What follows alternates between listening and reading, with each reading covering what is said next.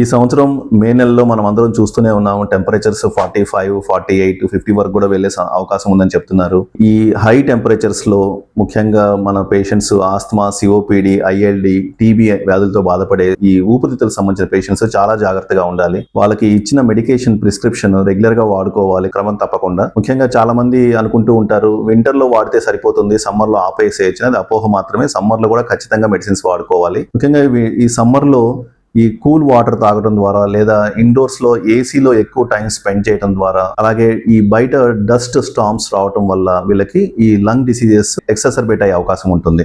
So వీళ్ళు బయటికి వెళ్ళినప్పుడు ఖచ్చితంగా మీరు మీ emergency medicines, SOS inhaler medications మీ పాకెట్ లో క్యారీ చేసుకోవడం మర్చిపోవద్దు. అలాగే ఈ season to season variations, sudden గా సీజన్ వర్షాలు పడవచ్చు, సడన్ గా డస్ట్ స్టార్మ్స్ రావచ్చు, అలాగే మీకు ఈ వైరల్ ఇన్ఫెక్షన్స్ కూడా వచ్చే అవకాశం ఎక్కువగా ఉంటుంది. సో మనం ముందుగానే ప్రివెంటివ్గా ఫ్లూ అండ్ నిమోకోకల్ వ్యాక్సినేషన్స్ వేసుకొని మనం రాబోయే సీజన్కి ప్రిపేర్డ్గా ఉండటం అన్ని విధాలా మంచిది.